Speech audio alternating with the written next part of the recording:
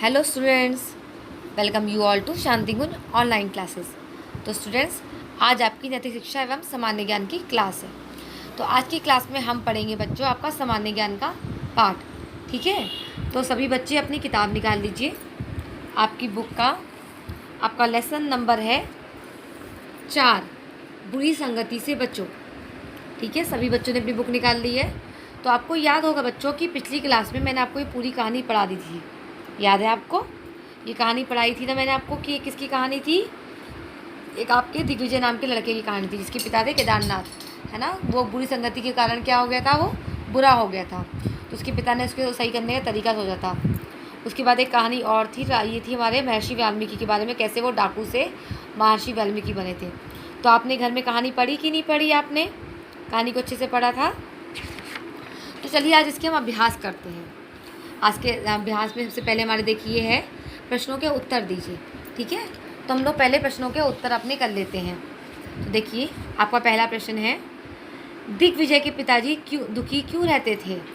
तो इसका उत्तर है, बुरी संगति के कारण दिग्विजय शरारती बन गया था, जिसके कारण विद्यालय के अध्यापक उसकी शिकायत करते, जिसके कारण उसके पिताजी बहुत दुखी रहने लगे थे। ठीक है, ये आंसर आपका हो जाएगा। उसके बाद आपका है, टोकरी के सेब क्यों खराब हो गए थे? तो उसका आंसर है, टोकरी सेब क्यों खराब हो गए थे? एक खराब सेब ने सारे अच्छे सेबों को खराब कर दिया था। यही तो कारण था, उसमें एक सेब खराब था, उसने सारे सेबों को खराब कर दिया था।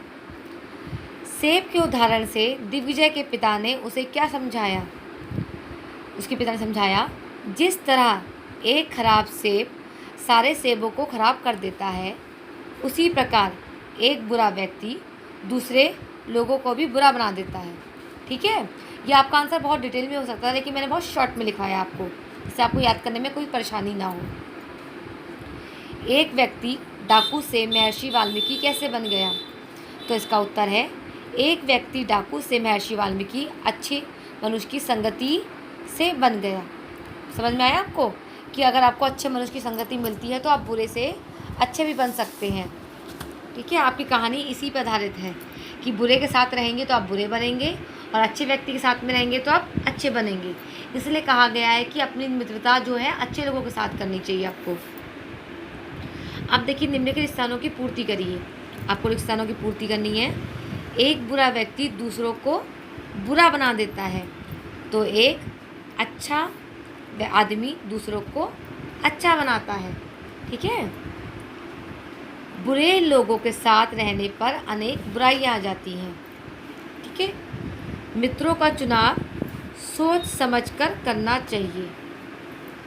अच्छे मनुष्य की संगति व्यक्ति के जीवन में कितना परिवर्तन ला देती है। ठीक है, आपका हो गया।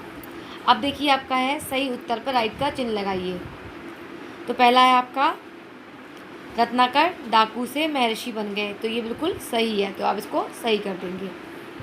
रत्नाकर के परिवार वालों ने उससे कहा कि वे उसके बुरे काम में भागीदार हैं, तो ये गलत है, इसको आप क्या कर देंगे? रॉन्ग कर देंगे। बचपन में ही अच्छी या बुरी आदतों का निर्माण होता है, ये बिल्कुल राइट है, इसको हम टिक करके राइट कर देंगे। बुरे लोगों को भी अच्छी संगति द्वारा ठीक किया जा सकता है, तो ये बिल्कुल सही है, इसको हम क्या कर देंगे? सही का निशान लगाएंगे। ठीक है, तो स्टूडेंट्स हमारा देखिए लेसन पूरा कंप्लीट हो गया। आपके प्रश्न उत्तर हो गए, खाली स्थान हो गए और सही उत्तर पर टिक लगाओ, ये हो गया।